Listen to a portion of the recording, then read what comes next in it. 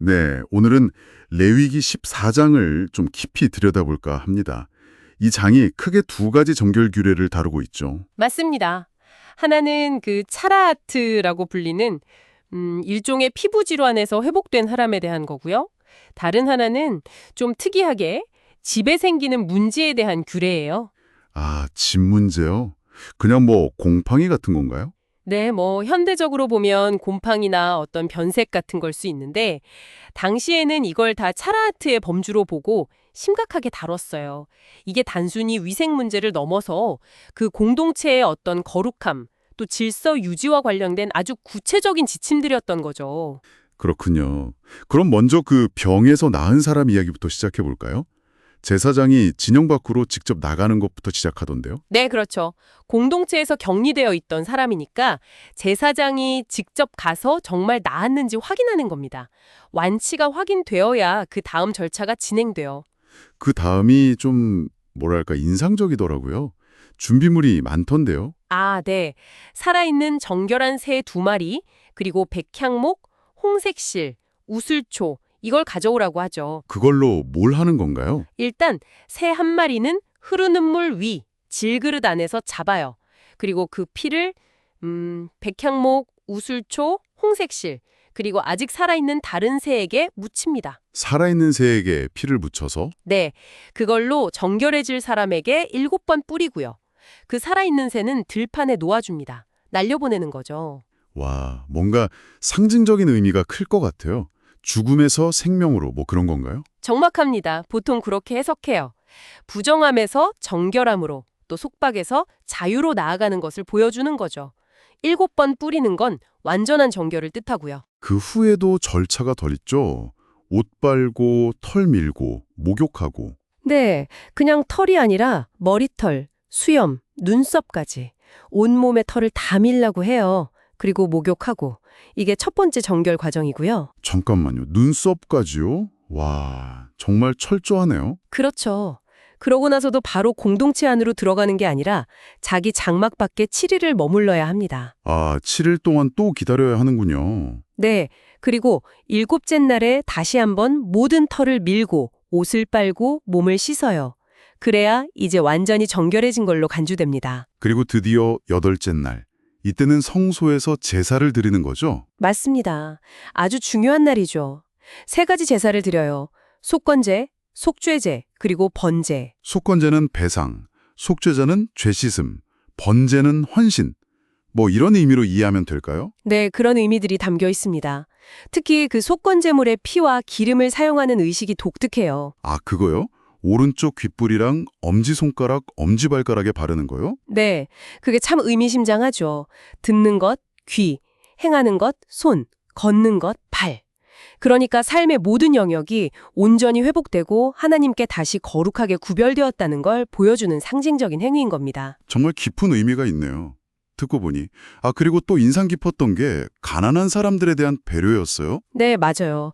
어린 양을 구하기 힘든 사람들은 산비둘기나 집비둘기 새끼 2마리로 대신할 수 있게 했죠. 이게 참 중요해 보여요. 정결 예식이라는 게 재정 능력에 따라 차별되지 않고 모두에게 열려 있었다는 거잖아요. 그렇죠. 회복과 공동체로의 복귀는 누구나 누릴 수 있어야 한다는 그런 중요한 원칙을 보여주는 대목입니다. 자, 그럼 이제 시선을 좀 바꿔서 그 집 문제로 넘어가 볼까요? 사람뿐 아니라 집에도 차라하트가 생길 수 있다는 게 좀 신기한데요. 네, 벽에 푸르거나 붉은색 점이 우묵하게 나타나는 경우를 말하는데요. 이것도 당시에는 심각한 문제로 봤던 거죠. 이것도 제사장이 와서 진단하는 건가요? 맞습니다. 근데 사람 때와는 좀 다르게 일단 제사장이 오기 전에 집 안에 있는 모든 물건을 밖으로 꺼내게 해요. 물건들이 부정해지는 걸 막기 위해서죠. 그런 세심함이 있었군요. 그리고 제사장이 상태를 보고 만약 이게 퍼진 것 같지 않으면 일단 집을 7일 동안 폐쇄합니다. 그냥 지켜보는 거군요, 7일 동안. 네, 7일 후에 다시 와서 확인하는데 만약 그 사이에 색점이 퍼졌다. 그럼 문제가 심각해지는 거죠. 퍼졌으면 어떻게 해요? 문제가 생긴 돌들을 빼내고 집안 벽 전체를 싹 긁어내야 합니다. 그리고 새 돌과 새 흙으로 다시 바르는 거죠. 일종의 보수공사예요. 그렇게 했는데도 또 재발하면요? 그럼 정말 큰일 날 것 같은데요? 바로 그겁니다. 만약 보수했는데도 재발하면 그건 이제 악성 차라하트로 최종 판정을 받아요. 악성이면 설마 집을? 네, 집 전체를 허물어 했습니다. 돌, 나무, 흙, 그 집의 모든 자재를 성 밖의 부정한 곳으로 가져다 버려야 했어요. 집을 통째로 허물다니. 와, 정말 단호하네요. 공동체의 정결을 얼마나 중요하게 생각했는지 알 수 있는 부분이네요. 그렇죠. 그만큼 이 문제가 공동체 전체에 미칠 수 있는 영향을 심각하게 봤다는 뜻입니다. 심지어 폐쇄 기간 동안 그 집에 들어갔던 사람도 부정해진다고 봤고요. 다행히 보수 후에 문제가 해결되면요? 그럼 그냥 끝인가요? 아니요. 그때도 정결 예식을 행합니다. 사람의 경우처럼 새 2마리, 백향목, 홍색실, 우술초를 사용해서 집을 정결하게 하는 의식을 치렀어요. 아, 집에도 비슷한 예식을 하는군요. 네, 오염을 제거하고 그 공간이 다시 안전하고 거룩한 곳으로 회복되었음을 선포하는 과정인 거죠.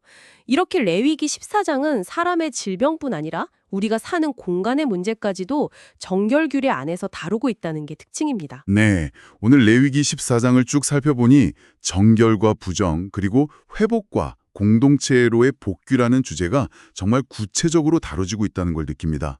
신체적인 문제뿐만 아니라 우리가 사는 집까지도요. 이 고대의 규례들이 오늘을 사는 당신에게는 어떤 생각거리를 던져주나요?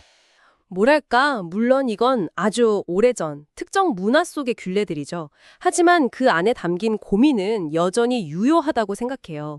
어떤 문제, 질병이 발생했을 때 공동체가 어떻게 반응하는지, 또 소외되었던 사람을 어떻게 다시 받아들일 것인지에 대한 고민이잖아요. 눈에 보이는 문제에 대해서 이렇게 구체적인 절차를 만들었던 것처럼 어쩌면 오늘 우리 사회가 잘 보지 못하는 문제들, 예를 들어 보이지 않는 상처나 소외된 이들의 화복 과정을 우리는 어떻게 다루고 있는지 돌아보게 만드는 것 같습니다. 그러네요. 당시 사람들은 눈에 보이는 부정함을 씻어내기 위해 복잡하지만 그래도 명확한 길을 따랐던 것 같아요.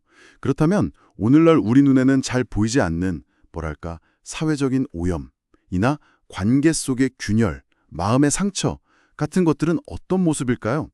그리고 우리 공동체는 그런 문제들로부터의 진정한 회복과 통합을 위해서 어떤 노력을 하고 있는지 한 번쯤 조용히 생각해 보는 것도 의미 있지 않을까 싶습니다.